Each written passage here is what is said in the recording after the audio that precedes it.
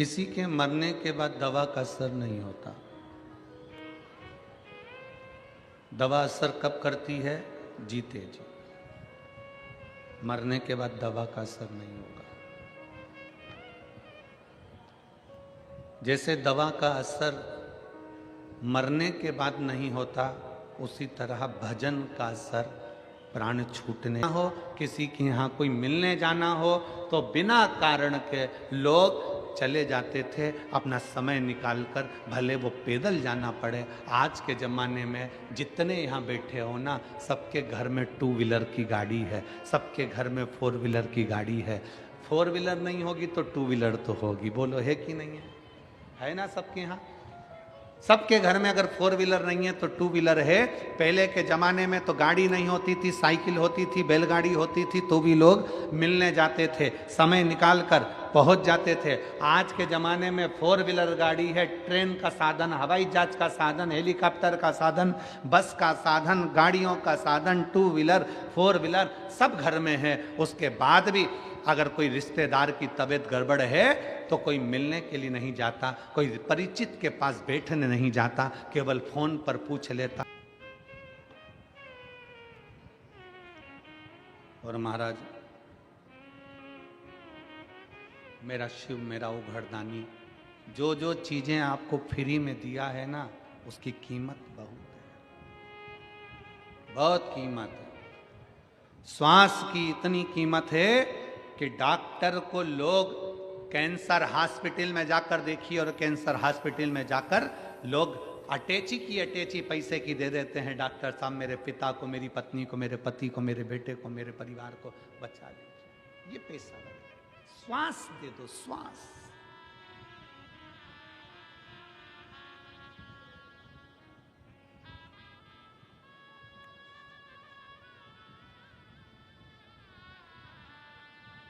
कितना सुंदर नामदेव जी कहते हैं, त्रेता में था प्राण जाए पर, जम के बोलो वचन ना जाए। आज के जमाने में प्राण जाए पर अहंकार,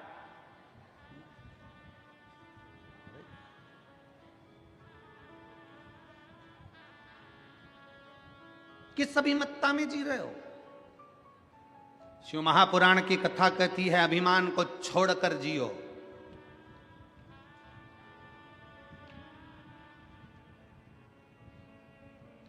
किसी को छोटा मत समझो,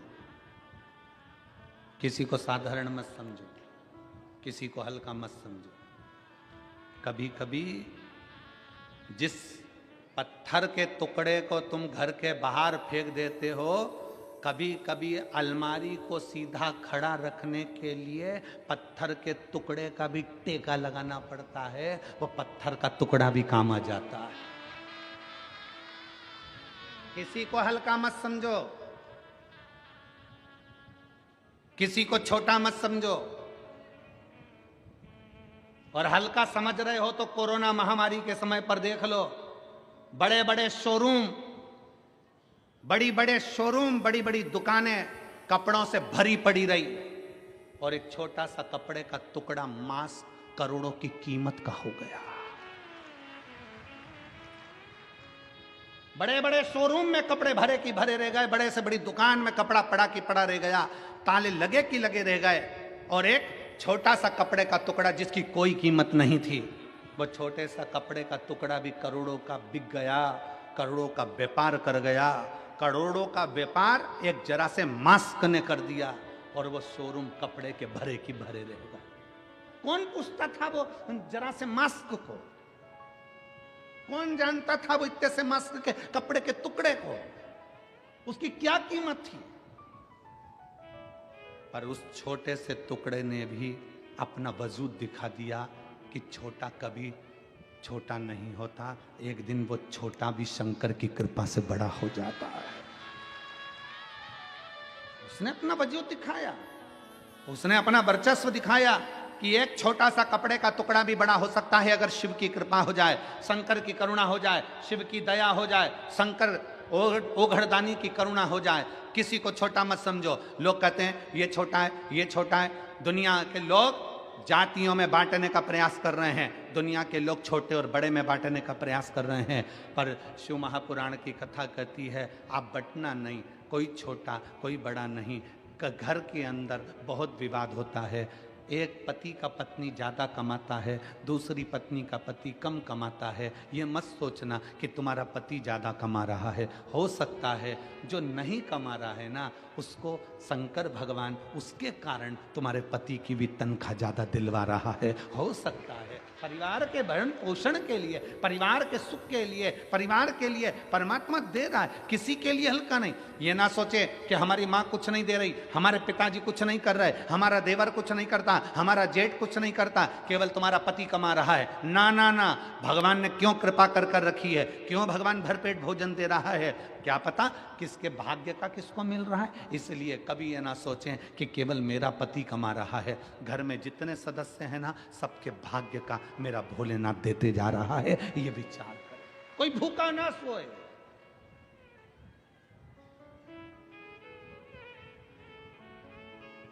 आप सुख को ढूंढिए। क्या मिला शिव महापुराण की कथा से, भगवान शंकर की करुणा से, शंकर भगवान के से सुंदर शिव महापुराण की कथा क्या देती है। ये इतने इतने पत्र रोज आते हैं। आज एक बहन ने लिखा, ये पत्र कौन बनेगा करोड़पति जैसे हैं। इतने पत्रों में जिसका पत्र निकल जाए गुरुजी, वो कौन बनेगा करोड़पति में जितनी खुशी नहीं होती होगी हॉट सीट पर बैठकर, उतनी खुशी होती है आपकी व्यासपीठ के पास आने पर। आनंद जीवन का जानना नहीं चाहिए, खुशी, शांति, निंद्रा जाना नहीं चाहिए। प्रसन्नता तुम्हारे चेहरे पर हो। क्या दिया है शिव महापुराण ने, शंकर की कथा ने आपके चेहरे आ दिया। माँ का दिल जो होता है ना वो बड़ा विचित्र होता है, बड़ा।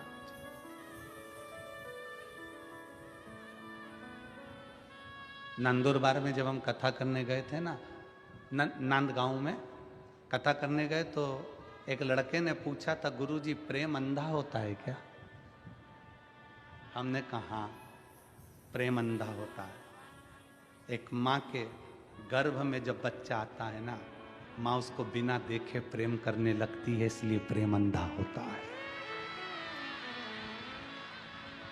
एक माँ का दिल क्या होता है ना, जिसकी बेटी पलंग पर केवल पड़ी रहे, ना शरीर काम करे, ना हाथ पैर काम करे, ना बोल सके, ना देख सके, ना सुन सके, उस माँ की दशा का अंदाजा लगाइएगा कि उसकी बेटी अगर थोड़ी बहुत भी चलने लगे और थोड़ा बहुत बोलने लगे और सुनने लगे ना, तो उस माँ से पूछना कि जिंदगी की सबसे बड़ी खुशी उस माँ को मिल जाती है।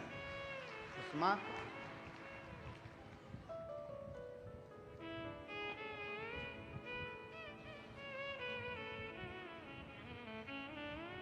स्नेहता शिव के प्रति, शंकर। आप आए हो, इतनी लाखों की संख्या में पहुंचे हो, तुम्हारा टेंशन शंकर जी को है। जितनी भीड़ कथा में भक्तों की बढ़ रही है, उतना ही शंकर भगवान को चिंता बढ़ रही है, क्योंकि आया है तो कुछ ना कुछ देना पड़ेगा। खाली लौट गया तो कथा लोग कहेंगे, बताओ शिव पुराण सुनी थी सिरपुर में बैठ के, मालेगांव में बैठ के, धुलिया में बैठ के, और बाबा ने दिया नहीं, इसलिए उसको देना ही पड़ता है और झोली भरकर भेजना ही पड़ता है।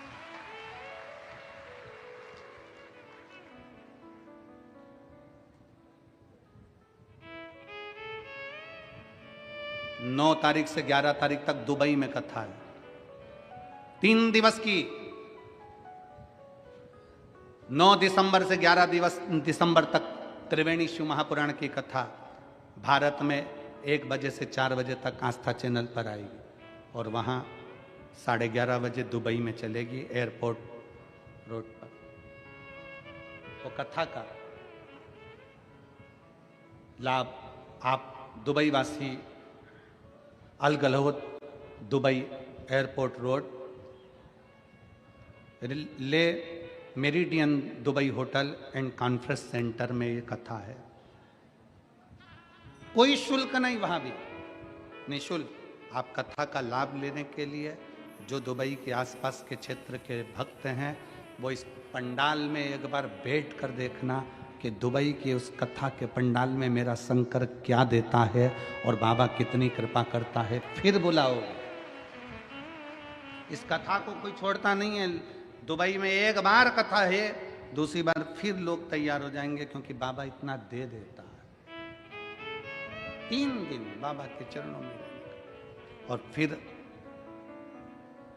15 तारीख से 21 तारीख तक शिव महापुराण की कथा मेरठ उत्तर प्रदेश में 1 बजे से 4 बजे तक है। मेरठ के आसपास के दिल्ली हो, हापुड़ हो, मेरठ के आसपास का क्षेत्र जितना है, सब एक बार पंडाल में बैठकर कथा का लाभ क्या होता है, शिव क्या देता है, कैसे देता है, वो उसका स्मरण करें। नामदेव जी से पूछा, आप सभा में बैठे हो, भगवान की मूर्ति तो पत्थर की है।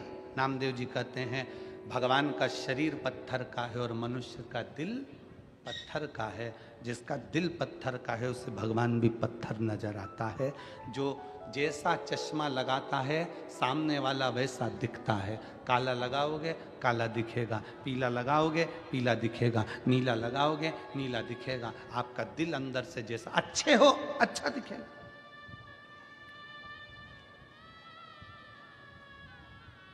क्यों हम इतनी शर्त से व्यासपीठ पर बैठकर बोल देते कि शंकर जी झोली भरेगा? क्योंकि हमें भरोसा है उस पर, देखा है उसको।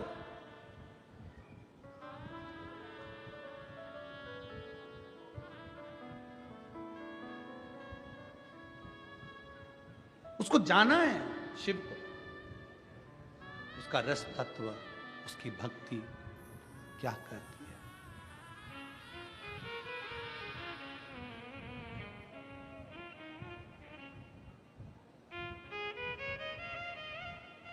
किसी के घर में शादी में गए हो,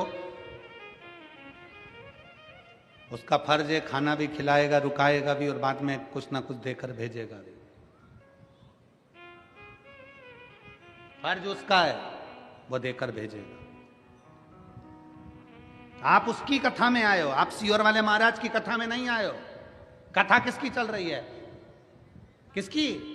जम के बोलो, देवरिदेव महादेव। सियोर वाले महाराज की कथा सामर्थ्यता, मनुष्य की सामर्थ्यता नहीं है कि वो शिव पुराण की कथा करवा ले, बाँच ले और सुन ले। कथा वो बाँचता है। और जिस दिन कथा बाँचने वाले के मन में यह जाए कि कथा मैं बाँच रहा हूं, उस दिन कथा कथा नहीं रहती, फिर व्यथा हो जाती है। इसलिए कथा बाँचने वाले को चाहिए कि ये शंकर की कथा है। बाँचने से पहले विचार करना कि तुम नहीं बाँच रहे हो, इस कथा को स्वयं शंकर आपकी कंठ में बैठकर जो बचवा रहा है, जो बाँच रहा है, वो उसकी सामर्थ्यता है। आप शून्य हो, शून्य। और जब शून्य हो जाता है व्यक्ति, तभी पूर्ण हो पाता है। जरा विचार करिए, यहां से धूलिया कितना किलोमीटर है? 50। चलो ठीक है, गए हो कभी? अरे बोलो तो जम के, गए हो? चलो, यहां से धूलिया जाओगे, यहां पर लिखा है 50 किलोमीटर धूलिया, ठीक है? जम के तो बोलते जाओ, ठीक है। गाड़ी लेकर चले, आगे बढ़े, 1 किलोमीटर बाद कितना लिखा होगा? 49, फिर 48, फिर 47, फिर 46, फिर 45, फिर 44, फिर 43, फिर 41, फिर 40, ऐसे कम होते होते होते होते होते होते होते जब दुआई शिव पुराण शिव जी ने सुनाई, राम कथा शिव जी ने सुनाई है माता पार्वती जी को, भागवत कथा शिव जी ने सुनाई है अमरनाथ की गुफा में, एक तोते के बच्चे ने सुन ली थी, वो सुखदेव जी हो गए थे, फिर बाद में उन्हें राजा परीक्षित को सुनाई।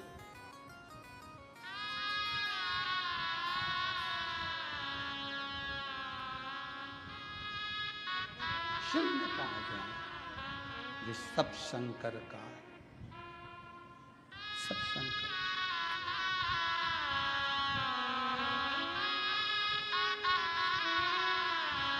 उन सबसे विनय है, उन सबसे निवेदन है कभी बन सके। और सीहोर में रुद्राक्ष महोत्सव हो, अब की बार तो शायद फरवरी के महीने में आएगा। प्रयास करो 7 दिन अपनी कामना लेकर अपनी अड़ोसन पड़ोसन धड़ोसन के साथ बाबा के उस धाम में कंकर शंकर की धरा पर बाबा के उस भूमि पर रहकर कथा का लाभ पड़े रहो उसके दरवाजे पर, उसकी चौखट पर। एक पत्र और है उसमें 30 दिसंबर तक लखनऊ में कथा है। लखनऊ की कथा का समय दोपहर में 2 बजे से 5 बजे तक रहेगा। तो लखनऊ में जो कथा है 24 दिसंबर से 30 दिसंबर तक सबसे निवेदन है। और मेरठ में जो कथा है 15 से 21 दिसंबर तक, अपने साथ में ओढ़ने का थोड़ा मोटा साधन कम्बल लेकर आना। बिछाने का भी साधन लाओ, ओढ़ने का भी साधन लाओ, अपना ध्यान रख कर आओ, ठंड का समय है इसलिए। और कम्बल भी लेके आना तो थोड़ा लंबा लेके आना, रात भर सोचने में निकल जाता है कहाँ से ओढ़ूं, तो थोड़ा विचार कर लाइएगा। शिव कृपा करती है। बाबा की कथा वर्णन करती है शंकर की उपासना। जल के पात्र में नमक डाल दिया गया और नामदेव जी कहते हैं क्या इसमें नमक दिखता है? नहीं। जब नमक नहीं दिखता, केवल स्वाद आता है, उसी तरह मेरा भोलेनाथ नहीं दिखता, केवल उसका भाव प्रकट हो जाता है, वो करुणा कर जाता है। उसका चढ़ाया गया जल सारी समस्या का हल, एक लोटा कृपा करता है।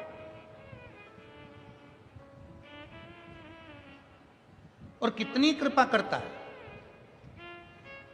दया कितनी करता है मेरा शंकर। देखिएगा, दक्ष प्रजापति की सभा लगी है, सभा में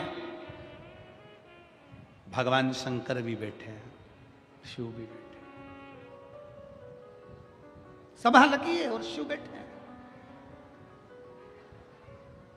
दक्ष प्रजापति ने शंकर भगवान का अपमान कर दिया, शिव को अपशब्द कर दिया। शंकर भगवान को अपशब्द कहे,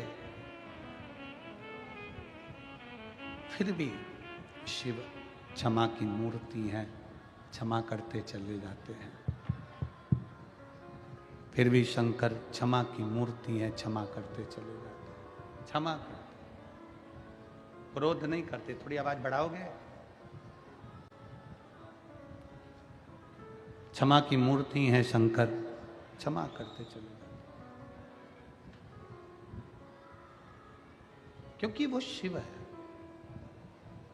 शंकर उदार है। जब देखा मेरे देवादिदेव महादेव ने कि अपमान हुआ है, शंकर भगवान को लगा कि अपमान तो हुआ है पर मुझे कुछ नहीं बोलना। शिव जैसी चतुरता, शंकर जैसी विद्वत्ता हर व्यक्ति के जीवन में होना चाहिए, हर व्यक्ति के जीवन। कैसी? कोई अगर गाली भी दे, अपशब्द भी कहे, ताने भी दे, आड़ा टेढ़ा भी बोले, उस जगह पर तुम चुप हो जाओ, मौन हो जाओ, कुछ मत बोलो, कुछ भी नहीं। जवाब समय देता है, जवाब तुम्हें नहीं देना, जवाब समय देता है। और दुनिया में सबसे ज्यादा बलवान है, सबसे ज्यादा अगर बलवान है दुनिया में तो समय बलवान है। वो अपना एक बार कितना भी बड़ा अहंकारी हो, कितनी बड़ी भी अभिमत्ता हो, समय व्यक्ति का ऐसा पलटता है कि उसकी अभिमत्ता को एक दिन समाप्त कर ही देता है। अभिमान, समय बड़ा विचार, जवाब दे तो समय हैं, श्रवण करते हैं, बाबा उस रस तत्व का फल देता जरूर है। बस आपका विश्वास कितना पक्का है, आपका भरोसा कितना पक्का है, यह आपके ऊपर निर्भर करता है, ये आपके ऊपर निर्भर करता है।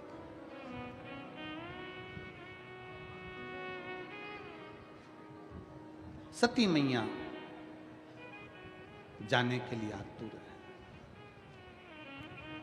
पर पत्र नहीं है। निमंत्रण नहीं है, बुलाया नहीं गया है, आमंत्रित नहीं किया गया है। पति के हाथ जोड़कर विनय करा कि मेरे को इस कार्य में जाना है, मेरे पिता के घर का कार्य है, मुझे जाना पड़ेगा। पिता ने मना, पति ने, भगवान शंकर ने मना किया कि मत जाओ, पर सती नहीं मानी, क्योंकि देवऋषि नारद उनको बार बार बता रहे थे कि आपको जाना चाहिए, तो सती मानती नहीं और आखिरी में यज्ञ में चली जाती। बहुत सावधानी से कथा सुनिएगा और अपने चित्त में उतारिएगा। अभी कथा में कहा था कि दुनिया हैसियत दिखती है और मेरे महादेव, जम के बोलो, इंसानियत देखते हैं। शिवजी तुम्हारी हैसियत नहीं देखेंगे। भगवान शंकर ने माता सती से कह दिया तुम्हारे पिता के घर में दुनिया का वैभव हो, दुनिया की सत्ता हो, दुनिया की दौलत हो, दुनिया का धन हो, उनके हैसियत से हमें मतलब नहीं है। हमें ये देखना है कि उनके अंतर्गत इंसानियत है कि नहीं है। और आपसे भी निवेदन है, किसी के यहाँ जाना तो उसकी हैसियत देखकर मत जाना, अगर किसी के यहाँ जाना तो उसकी इंसानियत देखकर जाना। कितनी नम्रता है, कितनी सहजता है, कितनी सरलता है, आदर का भाव है कि नहीं, सत्कार का भाव है कि नहीं, ये देख कर जाओ। नहीं तो पहचान तो कर सकते हो।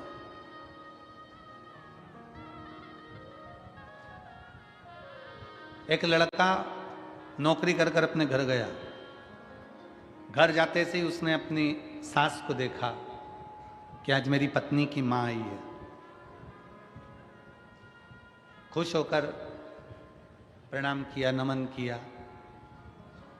भोजन की थाली आई, भोजन करने लगा। भोजन करते करते खुश होकर बोला, आज का भोजन मेरी सास ने बनाया है, गारंटी है मेरी। आज का भोजन मेरी सास ने बनाया, ये गारंटी है मेरी। पत्नी मुस्कुराकर पूछने लगी, इतनी जल्दी तुम मम्मी के हाथ के भोजन को कैसे पहचान गए? इतनी जल्दी तुम मम्मी के हाथ के भोजन को कैसे पहचान गए? लड़का बोला, रोज भोजन करता था तो थाली में काला बाल आता था, आज सफेद आया। मैं बिल्कुल नहीं बोलूं। क्रोध आ गया उसको, गुस्सा कि पजामे की क्या बात कर, इंसानियत रखिए, हैसियत से किसी को ना तोलिए। सती, तुम्हारे पिता ने मुझे अपशब्द हैसियत देखकर कोसा गया है, इसलिए मत जाओ। मानी नहीं सती, चली गई, आखिरी में जलकर भस्म हो गई। और वो सती माँ जो जलकर भस्म हुई, वो शिव को क्रोध आ गया। शंकर भगवान ने पूरी यज्ञशाला को विध्वंस कर दिया। सती मैया जो जलकर भस्म हुई, हिमालय राज के यहाँ माता पार्वती के नाम से विख्यात हो गई। माता पार्वती और पार्वती जी के नाम से विख्यात हुई। भगवान शंकर और पार्वती